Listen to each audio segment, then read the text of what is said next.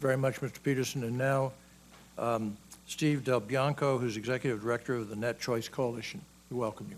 Thank you, Chairman Rockefeller, Ranking Member DeMint, members of the committee. I also speak for the True Simplification of Taxation Coalition just formed, and that includes the American Catalog Mailers, the Direct Marketing Association, and the Electronic Retailing Associations. As the only one of 7 witnesses you've heard today who don't support the legislation, I sort of feel like the body at an Irish wake.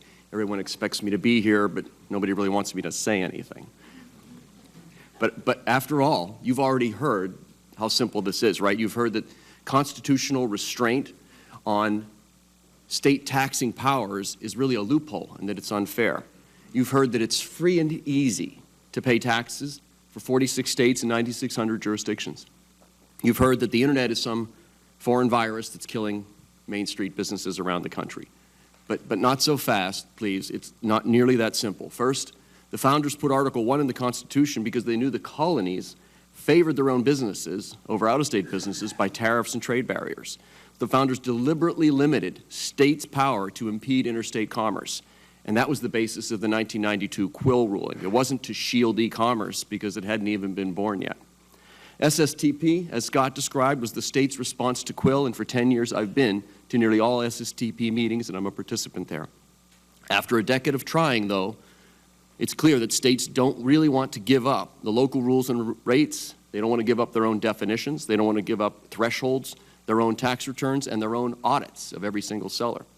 SSTP is stalled out right now, but the big box stores desperately want to make Amazon collect in more states, so they've asked you to force remote collection on everyone without the true simplifications that I detailed in my testimony.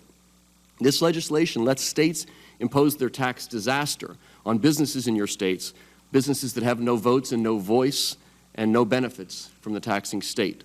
Second point is that I'm glad that Mr. Berku claimed that it's free and easy to collect sales tax for other states, because as it turns out, the way he's doing it is perhaps free and maybe even easy, but it's completely wrong.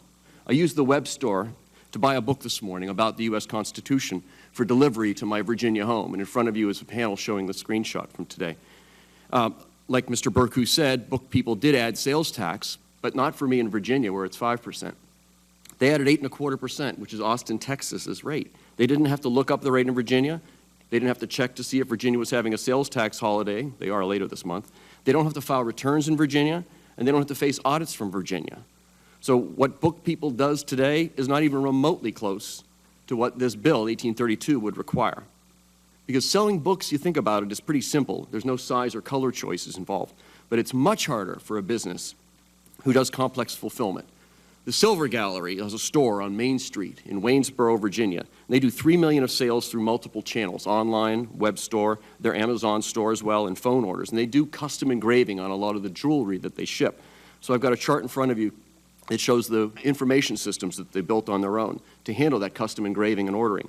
They already collect for every single sale they make in Virginia, just like all online sellers do. They collect for their own states via their custom system. That's at the top of the chart. But when discussing the challenges of collecting for 9,600 jurisdictions, a witness last week told the House Judiciary Committee, that's easy, there's an app for that. You can just punch it in and it'll return the rate. But that app would have to be in the bottom row, Mr. Chairman, of the chart in front of you. Imagine every time something moves through my system, I have to punch in a rate and then punch it back into the system. That would never work for an automated shopping cart with a company with just 4 employees. So is it free, this software? Yeah, it's free like a puppy is free. They come with a lifetime of costs. And the Silver Gallery did a detailed estimate that it will cost them $22,000 to implement free software at the bottom of the chart with all those blue arrows that connect it to their in-house information systems. There are similar businesses in each of your states. I'm going to be happy to talk to you about each of those examples because they are real companies.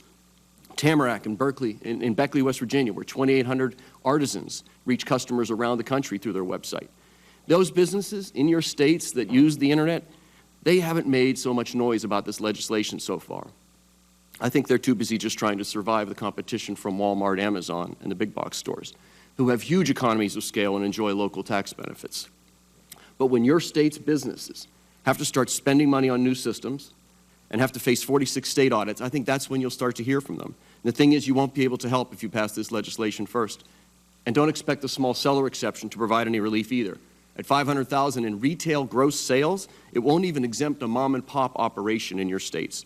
And I look forward to talking to you about a more reasonable small business exception during the Q&A. So to close, I'd say that this shows that the Internet is not some deadly virus from outer space. We invented the Internet. The Internet's in every town of America, and it helps every business and every consumer find what they're looking for. So it doesn't make sense to think of the Internet as unfair or the enemy. So to paraphrase Pogo, that comic strip, we have met the Internet, and it is all of us. I look forward to your questions. Thank you very much.